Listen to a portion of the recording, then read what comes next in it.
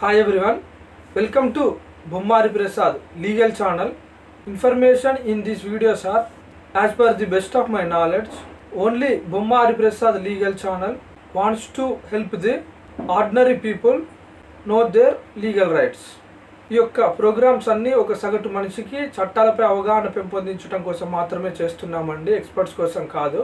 ఒక సామాన్యులకి చట్టాలపై అవగాహన కల్పించాలనే ఉద్దేశంతో మాత్రమే చేస్తున్నాము. ఈ యొక్క వీడియోని పూర్తిగా చూసిన తర్వాత మీకు నచ్చినట్లయితే ఒక లైక్ చేయండి. అదేవిధంగా మీ ఫ్రెండ్స్కి మీ బంధువులకి షేర్ చేయగలరు. ఎందుకంటే ఒక సగటు మనిషికి చట్టాల గురించి తెలుసుకుంటే ఉపయోగకరంగా ఉంటుందనే ఉద్దేశంతో చేస్తున్నాం కాబట్టి మీరు కూడా షేర్ చేయవలసిందిగా కోరుకుంటున్నాను. గతంలో మన ఛానల్లో ఏం టాపిక్ చెప్పామంటే వీలునామా గురించి అండి.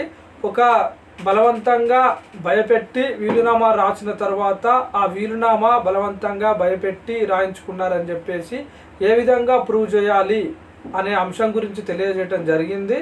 ప్రూవ్ చేసి అలాంటి వీలునామాని బలవంతంగా రాయించారని చెప్పేసి ప్రూవ్ చేసి ఆ వీలునామాని ఏ విధంగా క్యాన్సిల్ చేయవచ్చు అనే అంశం గురించి చెప్పడం జరిగిందండి. ఈరోజు ఇప్పుడు టాపిక్ ఏంటంటే రైట్ టు ఇన్ఫర్మేషన్ యాక్ట్ యొక్క చట్టంలో పిఐఓలు పబ్లిక్ ఇన్ఫర్మేషన్ ఆఫీసర్లు సమాచారాన్ని అందిస్తారండి. ఆర్టీఐకి ఎవరైనా సమాచారం కోసం అప్లై చేసిన 30 రోజుల లోపు సమాచారాన్ని అందించాలండి. సమాచారాన్ని 30 రోజుల లోపు సమాచారం ఇవ్వాలి. మానవ హక్కులకు సంబంధించినటువంటి సమాచారం అయితే 45 రోజుల లోపు ఇవ్వాలి.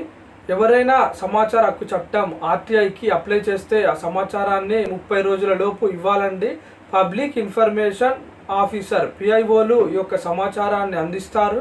అదే అండి, గతంలో మన టాపిక్ ఏంటో తెలియజేశాను కదా. వీలునామాని తల్లిదండ్రుల్ని బెదిరించి భయపెట్టి పిల్లలు బలవంతంగా తల్లిదండ్రుల్ని బెదిరించి భయపెట్టి రాసినటువంటి వీలునామా అంటే ఎవరైతే సరే ఒకరికే రాయించుకుంటే సమాన వాటాలు రాకుండా పిల్లలందరిలో, ఉదాహరణకు చెప్తున్నానండి, 4 పిల్లలు ఉన్నారనుకోండి, అందులో ఒకరు ఇతరులకి తెలియకుండా తల్లిదండ్రుల్ని భయపెట్టో లేకపోతే బలవంతంగా బెదిరించి వీలునామా రాయించుకుంటే అలాంటి వీలునామాని ఏ విధంగా క్యాన్సిల్ చేయవచ్చు అనే అంశం గురించి తెలియజేయటం జరిగింది.